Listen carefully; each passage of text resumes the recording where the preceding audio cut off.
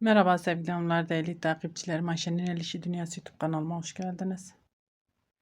Şöyle gördüğünüz gibi Kartopi Angora Naturalux ile karşınızdayım. İpimin renk numarası 1873. Şöyle 1873. Tığım 4 numara 1.60 milim. Bugün model anlatımı yapmayacağım. Size daha önce anlattığım bir modelimin kol ve yaka kesimini anlatacağım. Yelek yapmak isteyen arkadaşlarımız için pratik bir şekilde bu modelimizin kol ve yaka kesimini nasıl yapabilirsiniz? Onu sizinle paylaşacağım hanımlar. Siz bu modelimin kurulum videosunu izlemediyseniz linkini bu videomun açıklama kısmına bırakacağım. Oradan tıklayarak izleyebilirsiniz. Bir zincir çekip dönüyorum. Şöyle sık iğne sırasındayım. Sık iğne örüyorum hanımlar. Şöyle tek tek trabzanlarımın tepesine batıyorum. Sık iğne. 1 2 3 zincir. Buradaki zincirin altından geliyorum. Sık iğne. 1 2 3 4 5 zincir. Şimdi bu şekilde örmeye devam edeceğiz. Şuraya kadar hanımlar, buraya gelince kol altı kesimi yapacağız. Onu nasıl yapacağız? Onu sizinle beraber oraya gelince beraber yapacağız. Evet hanımlar, şöyle sıra bir modelim kaldı. Şöyle modelimizin yuvasını yaptık. Bir zincir yuvası yaptık. Şimdi burada 1 2 3 4 5 zincir çekip şöyle modelimin içine atıyorum. Sık iğne. Ben bir tane model kol altı yapacağım. Siz şöyle iki tane yapabilirsiniz. Ben küçük bir parçada yaptığım için şöyle bir tane model yapıyorum. Şimdi buraya zincirin içine tekrar batıyorum. Sık iğne. Şöyle 3 tane sık iğne. Yaptığımız yaprağın tepesine batıyorum. Sık iğne. Zincirin içine girdim. 1 2 3 tane sık iğne. Yaprağın içine batıyorum. Sık iğne. Zincirin içine 3 tane şöyle sık iğne örüyoruz. Burası bizim kol altı oyuntusu oluyor hanımlar.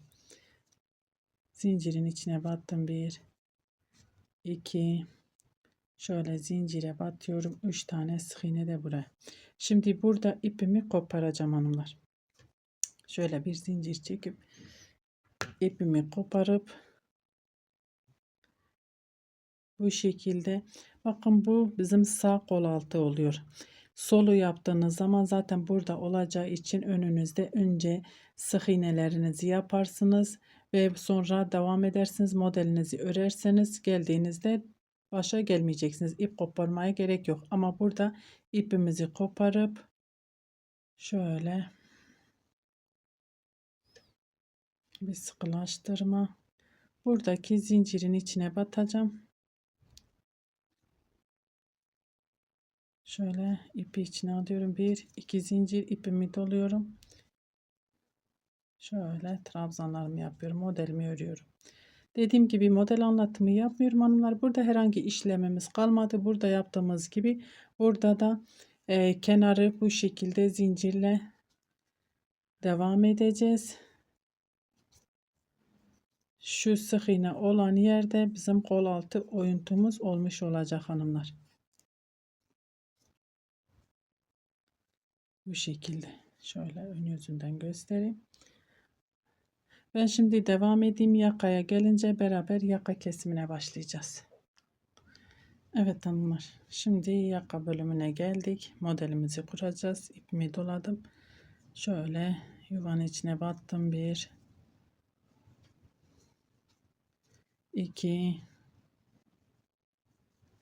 şöyle 3 tane trabzan örüyorum. Bakın 1 2 3 4 5 tane trabzan olması gerekirken 3'e indiriyorum. 1 2 zincir. Bunu atlayıp şöyle batıyorum.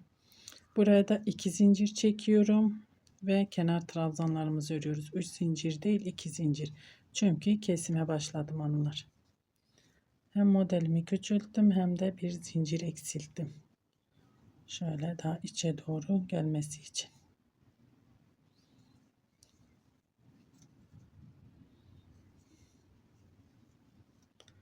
Bir, iki, üç zincir ve dönüyoruz. Kol altında artık herhangi bir işlemimiz yok. Yaka kesimiyle devam edeceğiz.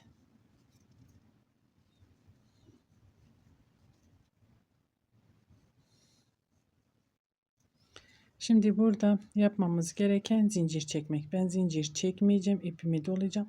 Bakın buradaki modelin tepesine batıyorum. 1 2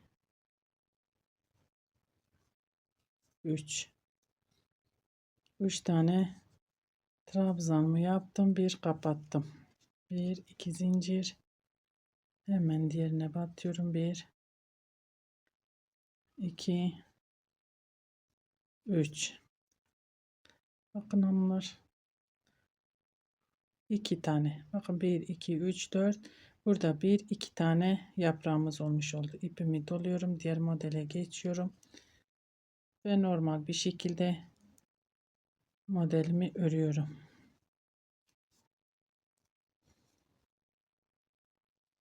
Şimdi bunu şöyle kol altına kadar örmeye devam edeceğim hanımlar. Kol altında nasıl döneceğimi size göstereceğim buraya gelince. Şimdi oraya kadar örmeye devam edelim. Evet hanımlar, şöyle kol altına geldim. Burada bir zincir çekiyorum. İpimi doluyorum. Bakın buradaki zincirin içine batıyorum. Şöyle 1 2 3 seferde çekiyorum. Şöyle kenar trabzanı yapıyorum. 1 2 3 zincir çektim. Şu boşluğa batıyorum. Şöyle 1 2 3 4 5 zincir. 1 2 3 4 5 zincir. 1 2 3 zincir, aynı yere batıyorum. Modelin yuvasını yapıyorum. Bu şekilde artık burada işlemimiz yok. Burada yaptığımız gibi burada örmeye devam edeceğiz. Şimdi öreceğiz yakaya gelene kadar. Yakaya gelince beraber devam edeceğiz. Evet hanımlar, geldim yakaya. Şimdi burada 1 2 3 4 5 zincir çekiyorum. Bakın şu 2 tane yaprağımız var. Ortasına batıyorum, sık iğne. Bir zincir çekiyorum. 2 zincir. Bakın trabzanların sık iğne sırasındayız. Trabzanların tepesine batıyorum. Sık iğne olarak şöyle devam ediyorum. 1 2 3 zincir ve dönüyoruz. Dibindekine değil bir sonrakine battım. Şöyle kenar trabzanlarımızı örüyoruz.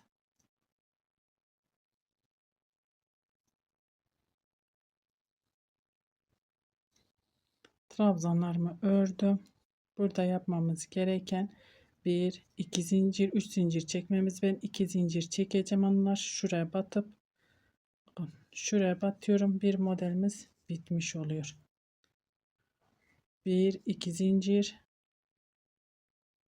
Hatta ben buraya 3 zincir yine çekmek istiyorum. Zaten modeli atlamış oluyoruz. Çok da şöyle basık olmasını istemiyorum. 2 zincir çekip yuvanın içine batıyorum. Modelimizin trabzanlarını yapıyoruz. Buraya eksiltme değil 5 tane trabzan yapıyorum hanımlar. Zaten burada şu iki yaprağımızı atlayarak eksiltmeyi yaptık. Bu sırada 1 2 3 4 5 2 zincir ve normal bir şekilde örmeye devam edeceğiz. Burada herhangi bir işlemimiz yok zaten. Şöyle örüp döneceğiz. Yakaya gelince beraber kesime devam edeceğiz. Evet onlar, yakaya geldim. 1 2 yaprak ördüm. 1 2 3 şöyle 1 2 zincir, 1 2 3 hepsini bir kapattım. Hiç zincir çekmeden ipimi doluyorum. Kenar trabzanlarımı örüyorum hanımlar. Bakın şu aradaki zincirleri kesmiş olduk bu seferde.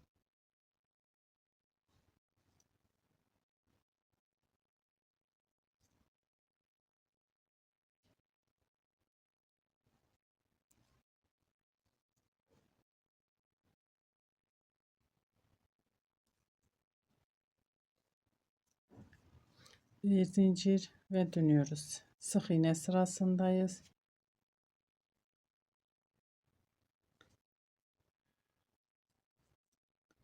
Şöyle tek tek batıp sık iğne öreceğim. Burada yapmamız gereken şöyle. Burada bu sırada kesim yapmayacağım hanımlar. Kesebileceğim bir şey yok şu anda. 1 2 3 zincir yuvanın içine atıyorum, sık iğne. 1 2 3 4 5 zincir yuvanın içine, sık iğne. 1 2 3 zincir aynı yere batıyorum, yuva oluşturuyorum. 1 2 3 4 5 zincir, sık iğne. 5 zincir diğer yuvaya. Şimdi bu şekilde gidip döneceğiz. Buraya gelince beraber kesime devam edeceğiz hanımlar. Evet hanımlar, yaka kısmına geldim. 1 2 zincir ipimi doluyorum. Bakın yuvanın içine batıyorum. 1 1 zincir, 2 1 zincir, 3 3 tane trabzanımızı yaptık. Bak burada yaptığımız gibi hanımlar, 1 2 3 3 tane trabzanımızı yaptık. 1 2 zincir, buradaki zincire sık iğne ile sabitliyorum. 1 2 zincir ve kenar trabzanlarımızı örüyoruz.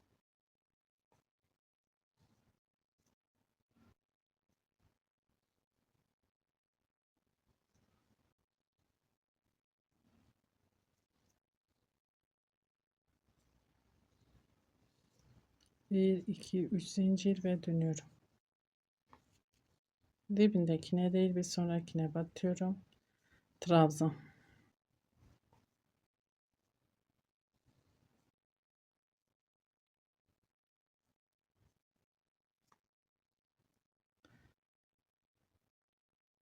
Bakın burada yaptığımız işlemin aynısını, hiç zincir çekmeden ipimi doluyorum. İlk yuvanın içine batıyorum. 1 2 3 hepsini bir kapattım. 1 2 zincir, hemen yandakine battım. 1 2 3 hepsini bir kapattım. Ve diğer modellerimi normal bir şekilde örmeye devam ediyorum hanımlar. Yaprak sayısını burada yaptığımız gibi 2'ye indirdik. 1 2 3 4 1 2 1 2 3 4 5 1 2 3 o şekilde. Şimdi örmeye devam edeyim. Kol altına geleyim, döneyim. Yakaya gelince beraber devam edeceğiz. Evet hanımlar, yaka kısmına geldim. 1 2 3 4 5 zincir. Buradaki yuvanın içine batıyorum, sık iğne. 1 2 3 zincir ve pardon, 3 zincir ve sık iğne örüyorum. Sık iğne sırasındayız.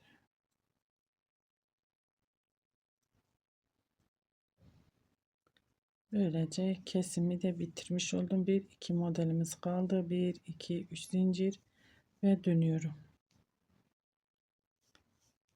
Bakın şöyle yakamı göstereyim size. Şimdi kesim olmadan 1 2 model öreceğim hanımlar. Daha şöyle yakamız ortaya çıkmış olacak, da kendini gösterecek.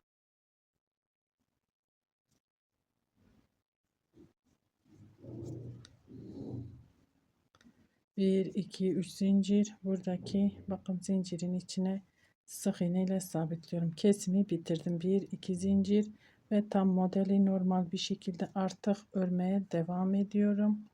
Bir zincir arada, pardon.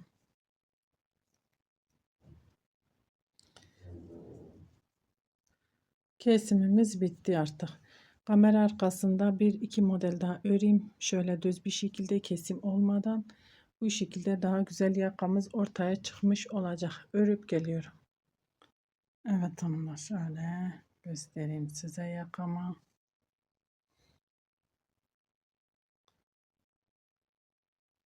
İki modeli yaka yaptık. Bir model kol altı. Dediğim gibi modelimiz her iki taraftan da kullanılabildiği için her iki tarafını da rahatlıkça kullanabilirsiniz. Modelimizin ön yüzü arka yüzü yok. Yakamız da bu şekil. Umarım anlatabilmişimdir. Beni tercih edip izlediğiniz için teşekkür ederim. Bir dahaki videomuzda görüşmek üzere. Hoşça kalın.